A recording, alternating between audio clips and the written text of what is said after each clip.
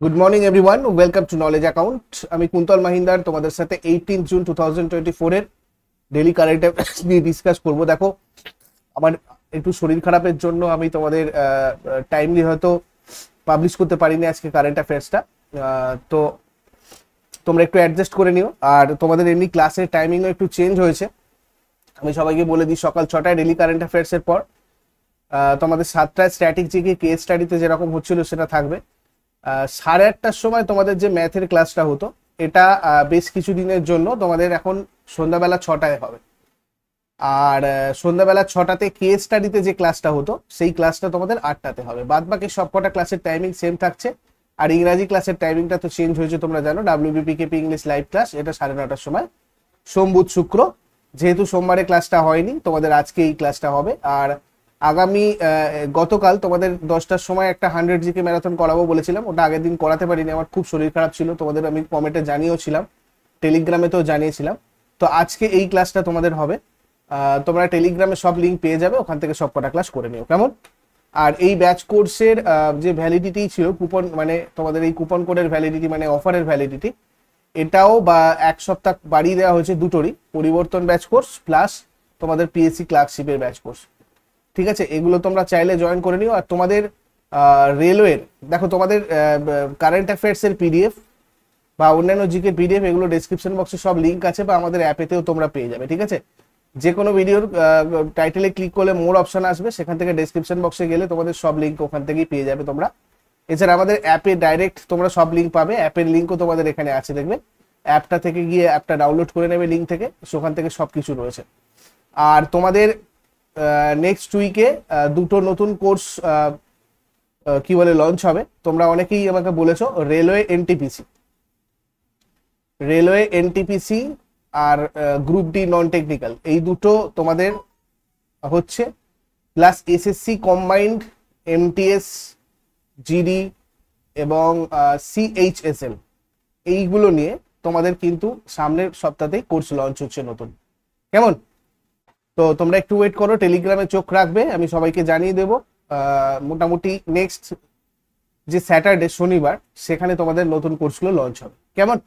তো চলো, first question আজকে, গ্লোবাল পিস ইন্ডেক্স 2024-এ ভারতের স্থান কত?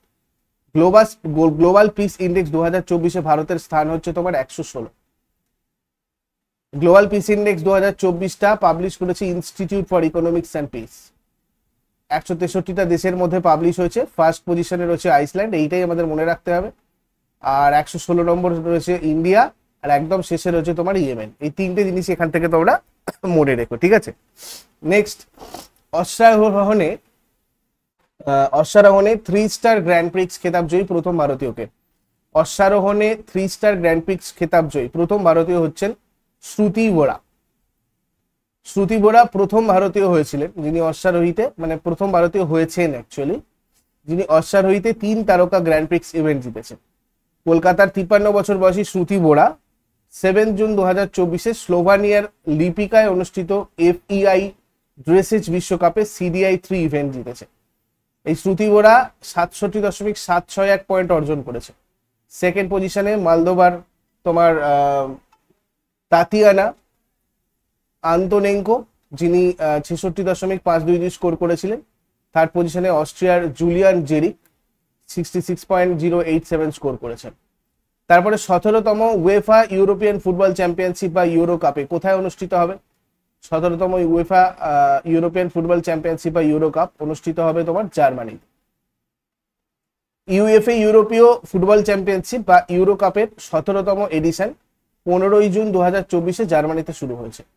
জার্মানি ইউরো কাপের 17তম সংস্করণের আয়োজক, যেটা 15 জুন থেকে 15 জুলাই 2024 পর্যন্ত জার্মানি জুড়ে অনুষ্ঠিত হবে।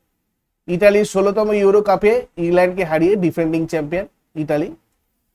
তারপরে দেখো, ইউএফা ইউরোপিয়ান ফুটবল চ্যাম্পিয়নশিপ বা ইউরো কাপ ইউরোপীয় ফুটবলের নিয়ন্ত্রক সংস্থা union of European football association দ্বারা আয়োজিত হয়। চ্যাম্পিয়নশিপকে প্রাথমিকভাবে ইউরোপীয় নেশনস কাপ বলা হতো এবং 1968 সালে এর নাম পরিবর্তন করে উয়েফা ইউরোপিয়ান ফুটবল চ্যাম্পিয়নশিপ বা ইউরো কাপ রাখা হয়েছে। এটা প্রতি 4 বছর পর পর অনুষ্ঠিত হয়, তবে কোভিড এর কারণে 2020 যে এডিশন ছিল ওটা 2021-এ ইউএফএ সদস্য দেশের 11টা দেশে অনুষ্ঠিত হয়েছিল। কাপের প্রথম সংস্করণ 1960 সালে ফ্রান্সে অনুষ্ঠিত হয়েছিল এবং সোভিয়েত ইউনিয়ন জিতেছিল। জার্মানি আর স্পেন সবচেয়ে সফল দেশ, তারা একে একে 3বার জিতেছে, মানে একবার একবার করে 3বার জিতেছে প্রত্যেকে আর কি। তারপরে সিরিল রামাফোসা দ্বিতীয়বারের মতো কোন দেশের রাষ্ট্রপতি পদে নির্বাচিত হয়েছিল? ইনি আবার দক্ষিণ আফ্রিকার রাষ্ট্রপতি পদে নির্বাচিত হয়েছেন সিরিল রামাফোসা। এই দক্ষিণ আফ্রিকা আফ্রিকা মহাদেশের দক্ষিণতম প্রান্তে অবস্থিত। 1931 সালে ব্রিটেনের কাছ থেকে স্বাধীনতা লাভ করেছিল। তারপরে দক্ষিণ আফ্রিকা আনুষ্ঠানিকভাবে বর্ণবাদের নীতি অনুশীলন করেছিল।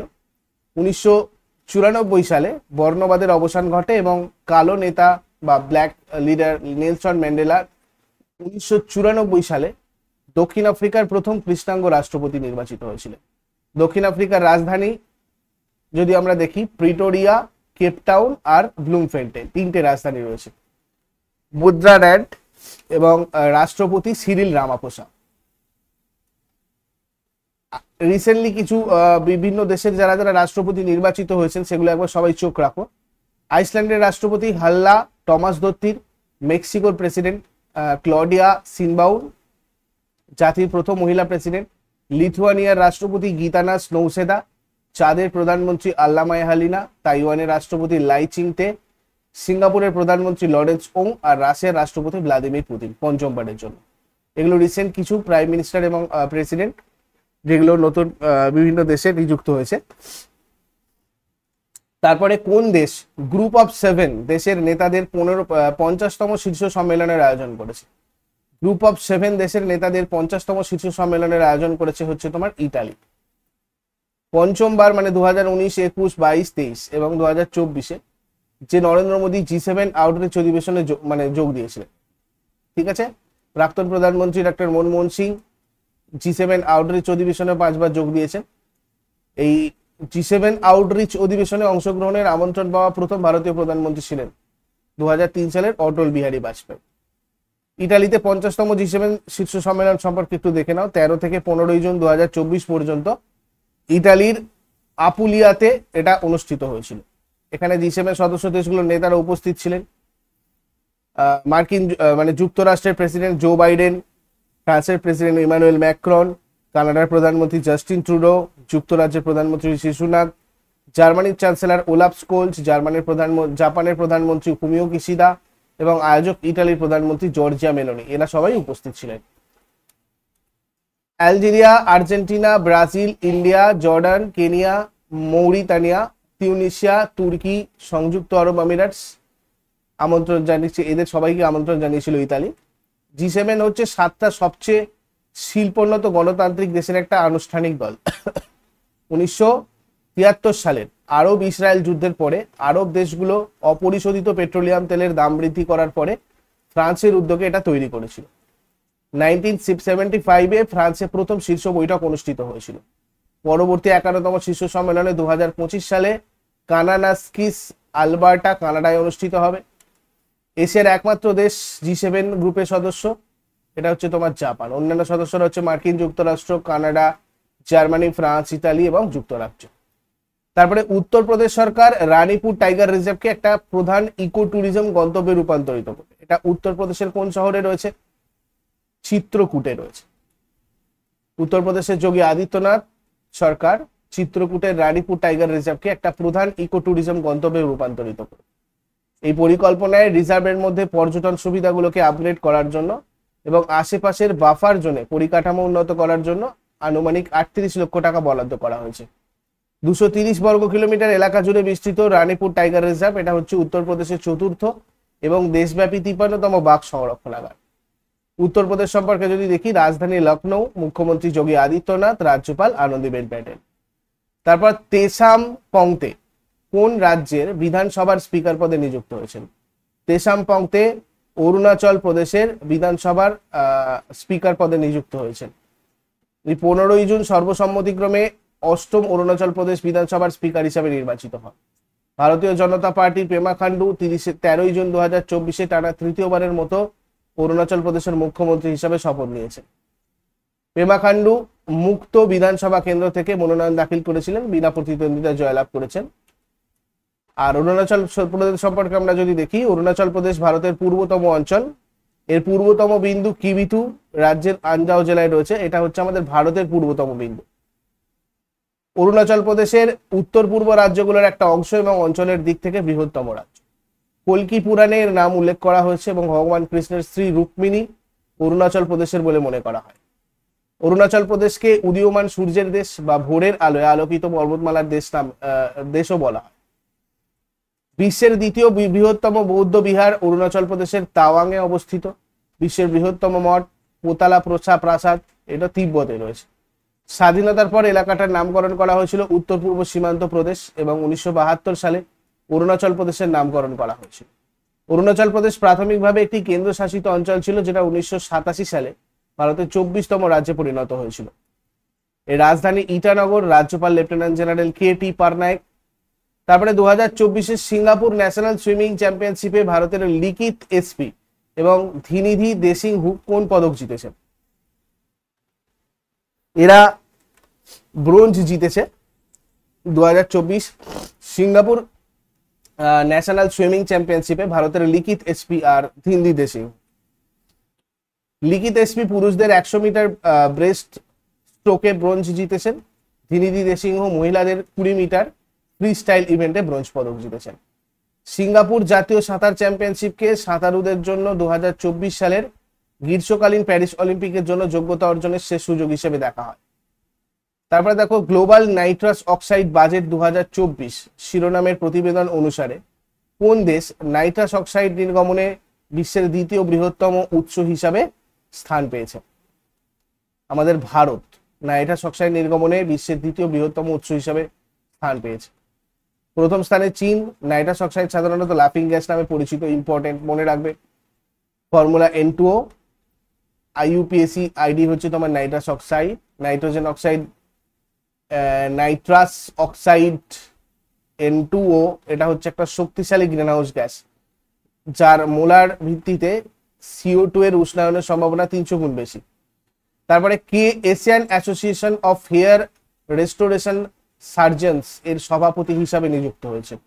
Asian association of hair restoration surgeons এর সভাপতি হিসাবে নিযুক্ত হয়েছেন ডাক্তার কপিল দোয়া। এই কপিল দোয়াকে Asian association of hair restoration surgeons এর সভাপতি হিসাবে ঘোষণা করা হয়েছে। রিসেন্ট যে অ্যাপয়েন্টমেন্ট গুলো এগুলো একবার আমরা দেখে নিই সবাই। প্রধানমন্ত্রীর মুখ্য সচিব ডাক্তার PK মিশ্র, যিনি পুনরায় নিযুক্ত হয়েছেন।